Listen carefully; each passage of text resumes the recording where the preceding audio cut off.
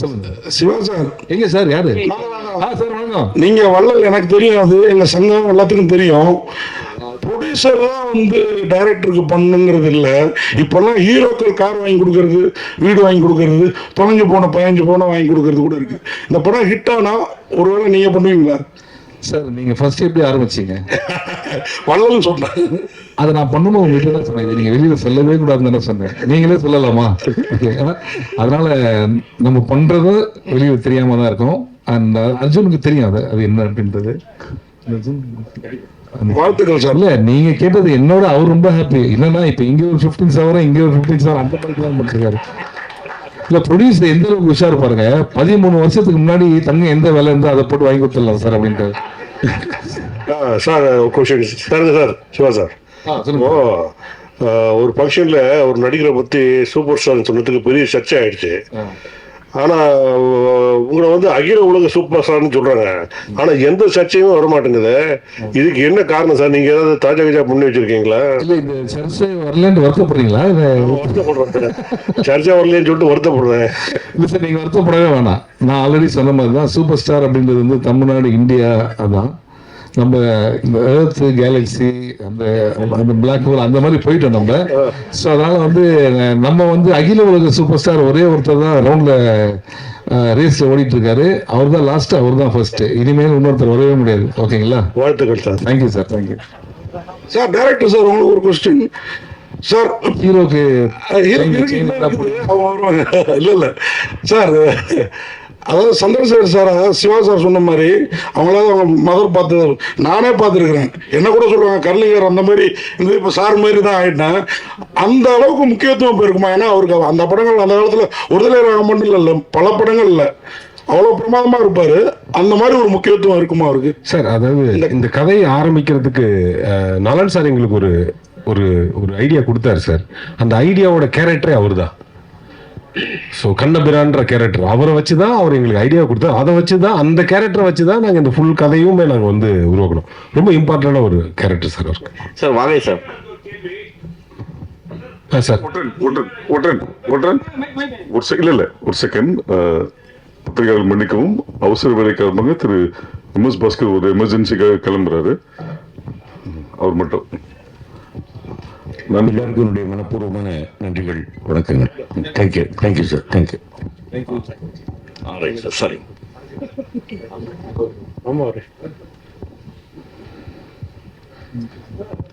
Sir. இயக்குனர் ராட்சசன், Mark Antony, அப்புறம் இந்த குட் பேட் அக்லி, இதுக்கெல்லாம் வந்து நீங்க வந்து இது ஸ்கிரீன் பிளே எழுதியிருக்கீங்க.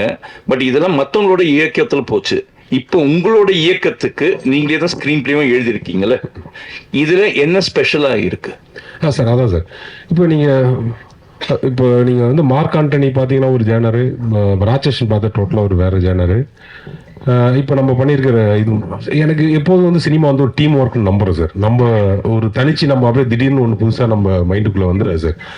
இப்போ நான் இது வரைக்கும் சின்ன வயசுலேருந்து பார்த்த நண்பர்கள், படித்த புஸ்தகங்கள், அப்புறம் நான் பார்த்த விஷயங்கள், படங்கள், இதெல்லாம் வச்சு தான் நம்ம வந்து ஒரு கதை உருவாக்க முடியும் சார்.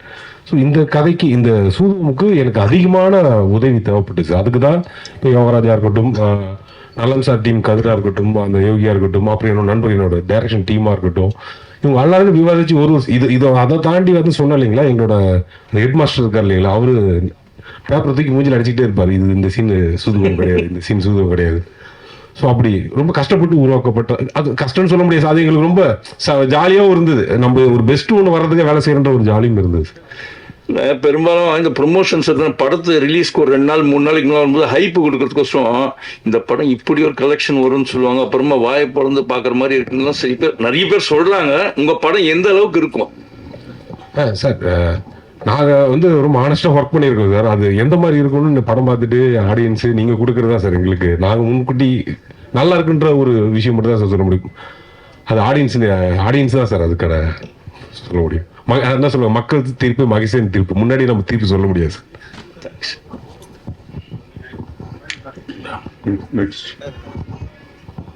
சார். வாங்க சார்.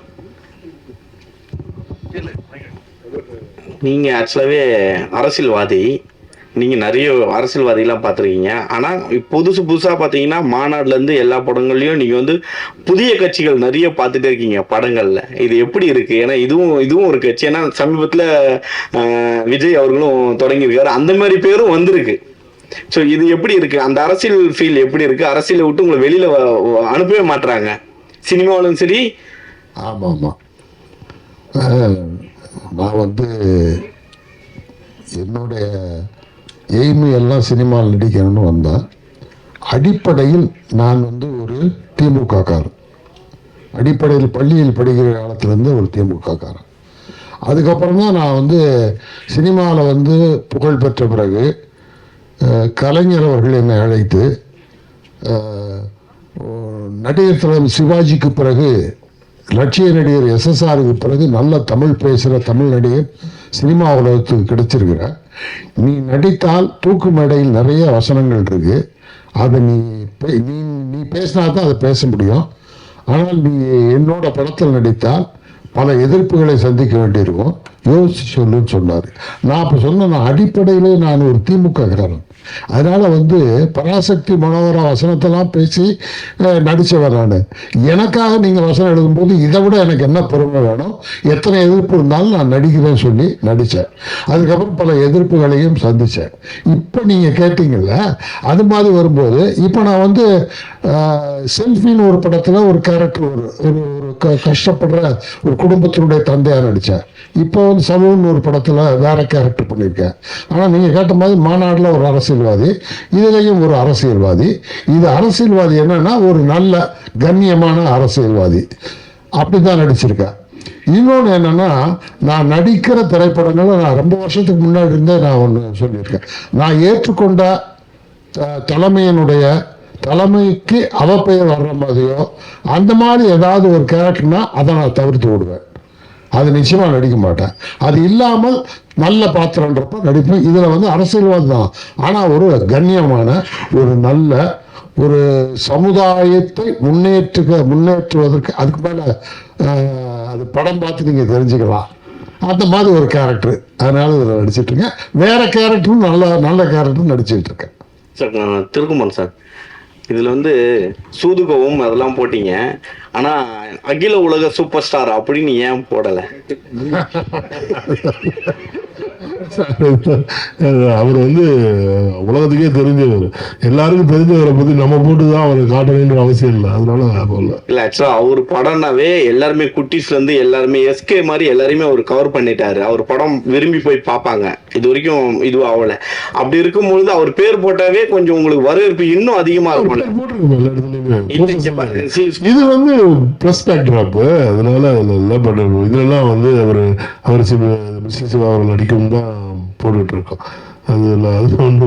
இல்ல பாட்ரி கண்டிப்பா எடுப்பீங்களா? கண்டிப்பா இல்ல 100% இல்ல, ஆல்மோஸ்ட் ஸ்கிரிப்ட் ஃபைனலைஸ் பண்ணிட்டோம். அர்ஜுன் தான் அந்த ஸ்கிரிப்டும் பண்ணி கொடுத்துருக்காரு. அதுல வந்து Vijay Siva sir and gang அப்படியே இருக்காங்க. அது போக சந்திரசேகர் சார் இருக்காங்க, எம்எஸ் பாஸ்கர் சார் கண்டிப்பா இருப்பாங்க, அருள்தாஸ் சார் கண்டிப்பா அதுல இருக்காங்க. இதோட ஆண்டடா பாபி சிம்மா சாரும் கண்டிப்பா அதுல இருப்பாருன்னு நான் நம்புறேன். தான் அவர்கிட்ட பேசணும். கருணாகரன் தான், அவர் இல்லாம சோதகம் இதுவே கிடையாது, பயாலஜியே கிடையாது. அதனால கண்டிப்பா அவங்க எல்லாருமே இருக்காங்க.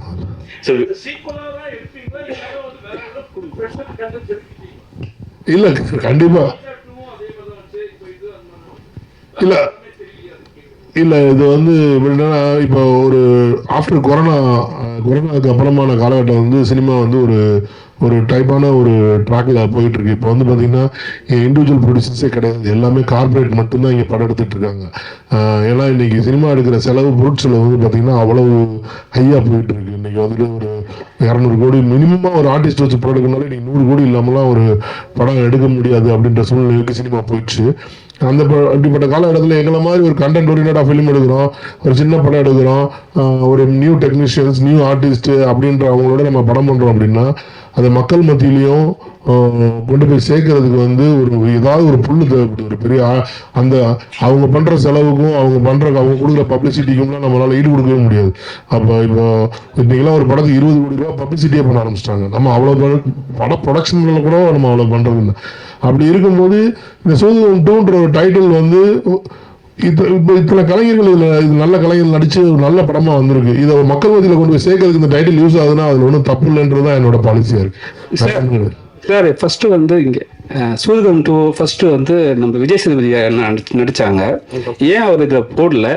அதை விட கம்ஃபர்ட்டா வந்து நம்ம சிவா இருக்கிறதுனால போட்டிங்களா, இல்லை அவர் காமெடி வயசுல அடிச்சு தூக்கிடுவாரு விஜய் சேதுபதி காமெடி அவ்வளோ வராதுன்னு சொல்லிட்டு போட்டுக்கிறீங்களா?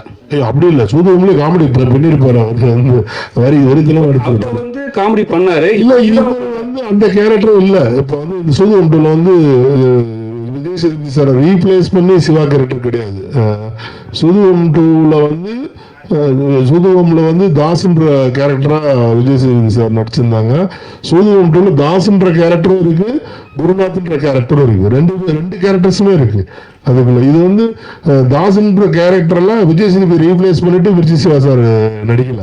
Is character is entirely different. அந்த யூனிவர்ஸுக்குள்ள இவரும் ஒரு கேரக்டரா உள்ள வந்திருக்காங்க. சார் ஒரு ப்ரொடியூசரா நீங்க ஒரு விஷயம் சொல்லுங்க சார். இப்போ என்னன்னா, இப்போ வந்து படத்தை ப்ரமோஷன் படத்துக்கு பண்ணிட்ட பிறகு படம் ரிலீஸ் ஆகும்போது ரிவ்யூன்னு ஒரு விஷயம் வருது சார். அது வந்து பாசிட்டிவ் நெகட்டிவ் நிறைய வருது. அது நீங்க எப்படி பாக்குறீங்க? ஏன்னா இப்போ வந்து பப்ளிக் ரிவ்யூ கொடுக்குறாங்க. பப்ளிக் கொடுத்த விஷயத்த வந்து நம்ம வந்து போடக்கூடாதுன்னு சொல்றது யாருக்கும் உரிமை கிடையாது. ஆனா வந்து ஒரு விஷயம் ஒருத்தர் சொல்றாரு, இது மாதிரி பண்ணாதீங்கன்றாரு. அது நீங்க எப்படி பாக்குறீங்க? ஏன்னா ப்ரொடியூசருக்கு தான் வந்து லாபம் நஷ்டம் ஒரு விஷயம் இருக்கு. நீங்க எப்படி பாக்குறீங்க சார்? இந்த சினிமா வந்து பாத்தீங்கன்னா ஒரு படம் எடுத்து முடிக்கிற வரைக்கும் தான் நம்ம கையில இருக்கு. படம் எடுத்து முடிச்சாச்சுன்னா இது வந்து பப்ளிக்கோட ப்ராப்பர்ட்டியா மாறிடுது.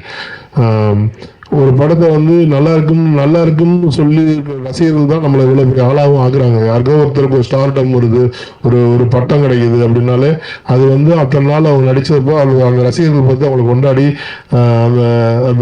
அந்த ரசிகர்களோட இதுதான் நம்மளை வந்து கொண்டு வந்திருக்கு. ரெண்டாவது, இன்னைக்கு ரிவ்யூஸ்ன்றது பார்த்துட்டீங்கன்னா, ஒரு காலத்தில் சினிமாவில் வந்து ஒரு பேப்பரில் ரிவ்யூ வரும். தினத்தந்தியில் பல மேகசின் இருக்கும், ஆனந்தவுடன் இந்த மாதிரி மாலை இந்த மாதிரி பேப்பரில் விளம்பரம் வரும். நாங்கள் சின்ன வயசில் இருக்கிற காலத்திலலாம் பேப்பர் படிக்கிறதுக்காக டீ கடைக்கு போவோம். அங்கே டீ கடையில் வந்து 10 பேர் உட்காந்து இந்த படம் இது நல்லா இருந்துச்சு அப்படி பேசிகிட்டு இருப்பாங்க. அன்னைக்கு டீ கடையில் உட்காந்து பேசுறது இன்னைக்கு ஃபேஸ்புக்லேயும் ட்விட்டர்லேயும் யூடியூப்லேயும் உட்காந்து பேசிகிட்டு இருக்காங்க. இது வந்து எவால்வேஷன் நான் பார்க்குறேன். எவால்வேஷனுக்கு எதுவுமே நம்ம அடாப்ட் ஆகணுமே தவிர அதை வந்து அப்போஸ் பண்ண முடியாது. நம்ம அப்போஸ் பண்ணணும்னு நம்ம சொன்னாலுமே அதை அப்போஸ் பண்ணவே முடியாதுன்றது தான் உண்மை யதார்த்தம். நீங்கள் கலா யதார்த்தம் என்னென்னா, யூடியூப்ல போய் யாரையும் பேசாதையோ, ட்விட்டரில் யாரையும் போஸ்ட் பண்ணாதீங்களோ, ஃபேஸ்புக்கில் யாரும் போஸ்ட் பண்ணாதீங்களோ, வாட்ஸ்அப்பில் யாரும் ஃபார்வர்ட் பண்ணாதீங்களோ, நம்மளால கண்ட்ரோல் பண்ணவே முடியாது. இதுதான் நியூ நார்மல். இதுதான் இன்னைக்கு இருக்க உலகம். இந்த உலகத்துக்கு நம்ம அடாப்ட் ஆகிட்டா நமக்கு நல்லது. இந்த இதை வந்து நான் எதிர்த்து நிற்கிறேன் அப்படின்னா கால வெள்ளத்தில் நம்ம காணாம போயிருமே தவிர நம்ம வாழ முடியாதுன்றது என்னோட கருத்து, என்னோட ஒப்பீனியன். நான் அது மற்றவங்களுக்கு போல நீங்கள் இப்படி இருங்கன்னு நான் சொல்ல விரும்பல. சந்திரசேகர் சார், உங்களுக்கு சார் 45 வருட காலமாக நீங்க நடிச்சிட்டு வர்றீங்க. அப்ப இருந்த ஜென்ரேஷன் வந்து வேற, இப்ப இருக்கிற வேற. ஏன்னா இப்ப இருக்கிற ஒரு ஹீரோவா இருந்தாலும் சரி, உடனே கேரவன் போயிடுறாங்க, ஒரு செகண்ட்லயே கேரவன் போயிடுறாங்க, உள்ள போயிட்டு வர மாட்டாங்க.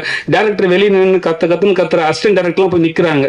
இப்ப நீங்க அப்ப பார்த்ததுக்கும் இப்ப இருக்கிற ஆர்டிஸ்டுக்கும் என்ன வித்தியாசம் பாக்குறீங்க சார்? அப்போ என்னன்னா, கேரவன் அந்த மாதிரி இல்லை. ஒரு அவுடோர் ஷூட்டிங் போனால் கூட ஒரு வீட்டில் தான் எல்லாரும் ஒன்றா உட்காந்துருப்போம். இல்லை ஷூட்டிங்க்கு பக்கத்தில் வீடே இல்லைன்னா ஒரு மரத்தடியில் எல்லா ஆர்டிஸ்ட்டும் உட்காந்துருப்போம். அப்போ அங்கே என்னன்னா எல்லா விஷயமும் பேசுவோம், ஆர்ட் அடிப்போம், எல்லா விஷயங்களும் பேசுவோம். அதுக்கப்புறம் சரி இப்போ எடுக்க போகிற ஷாட்டு, இந்த சீன் இருக்குல்ல, இந்த சீனில் உன் டைலாக் என்ன, என் டைலாக் இது, நீ இதை சொல்லு, நான் அதை சொல்கிறேன், இது வேண்டாம், இந்த டைரக்டர் கூப்பிட்டு இப்படின்லாம் இதெல்லாம் ஒரு அந்யோன்யம் இருக்கும். மத்தியானம் என்ன சாப்பிடலாம், உனக்கு என்ன, இது மாதிரி ரொம்ப ஒரு அந்யோன்யம் இருந்தது. அது இப்போ குறைஞ்சிருக்கு. அது வந்து இப்போ குறைஞ்சிருக்கு. இப்போ வந்து என்னன்னா தனித்தனியாக இருக்கும்.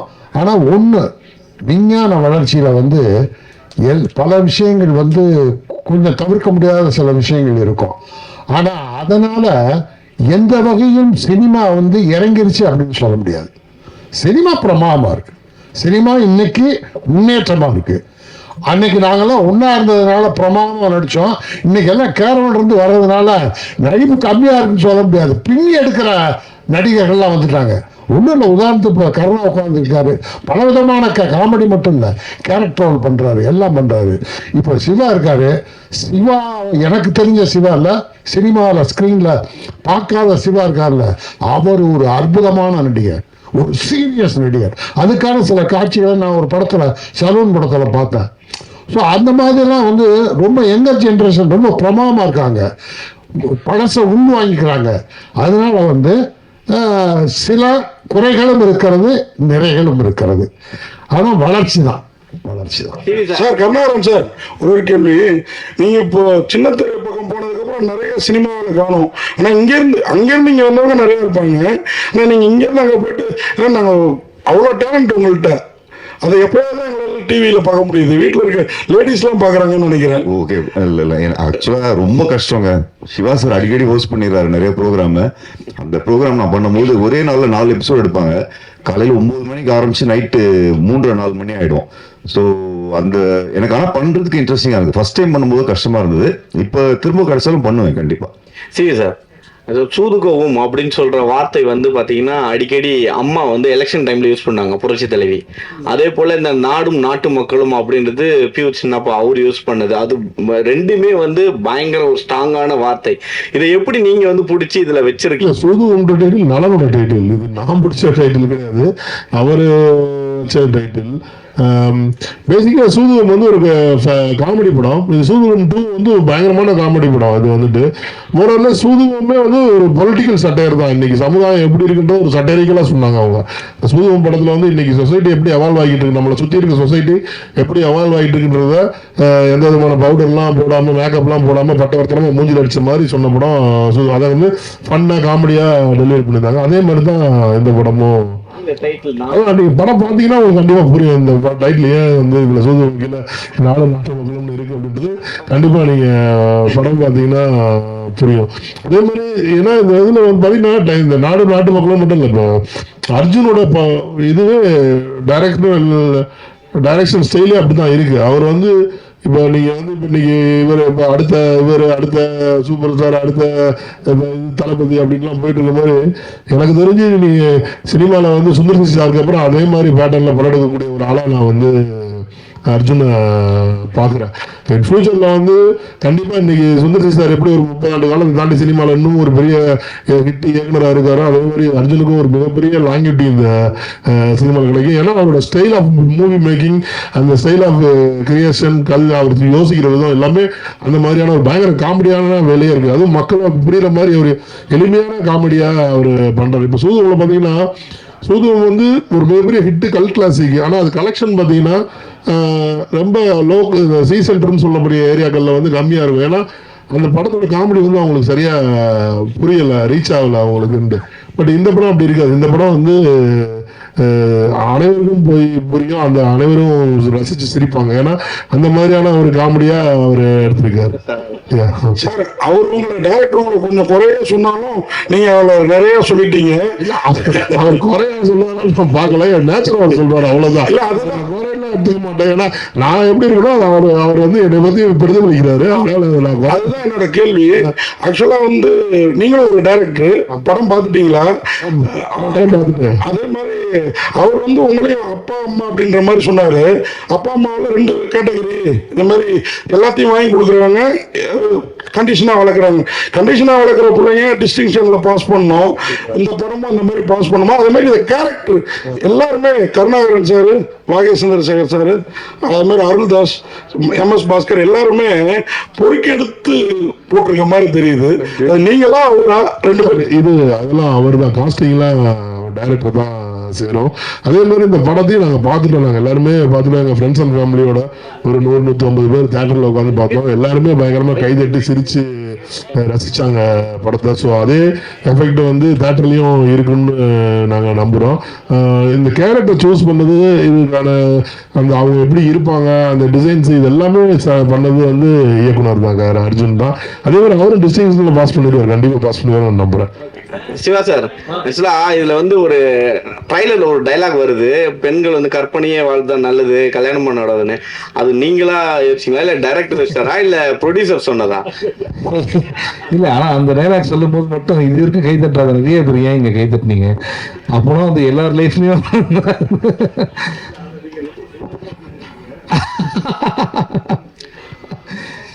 சந்திரசேகர் ஓகே கேள்வி சந்திரசேகர் சாருக்கு. சொன்னதுதான். சார், நீங்க வந்து நடிகர் சங்கத்துல முக்கியமான பொறுப்புகளை வகித்தவர்.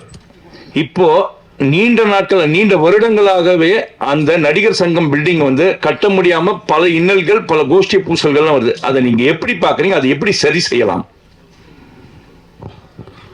இல்லை அதில் கொஞ்சம் சட்ட சிக்கல் அதெல்லாம் இருக்குன்னு நினைக்கிறேன். எனக்கு நிறைய தொடர்பு 10-15 வருஷமா நடிகர் சங்கத்திட்ட தொடர்பு இல்லை. ஆனால் அவங்க எடுத்துக்கிட்ட முயற்சி ஒரு அற்புதமான முயற்சி, நல்ல முயற்சி. அது வந்து சினிமா கலை உலகம் பெரிய புகழ்பெற்றவர்களுக்கு மட்டும் இல்லை, கஷ்டப்படுற கலைஞர்களுக்கெல்லாம் ஒரு பெரிய வாழ்க்கை கொடுக்கறதுக்கான அமைப்பெல்லாம் அதுக்குள்ளே இருக்குது. வருமானங்கள் வருவதற்கான வாய்ப்புகள்லாம் இருக்குது.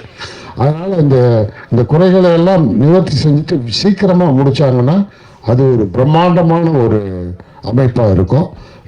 எனக்கு தெரிஞ்சு வேறு மாநிலங்களில் இவ்வளோ பெரிய கட்டடம் நடிகர் சங்கத்திற்கு இருப்பது நம்மளுடைய தமிழ்நாட்டில் மட்டும்தான் நினைக்கிறேன். அதனால் அது விரைவில் அது முடிக்கப்பட வேண்டும், அது தொடங்கப்பட வேண்டும் என்று நான் வாழ்த்துகிறேன். அனைவருக்கும் நன்றி, வணக்கம்.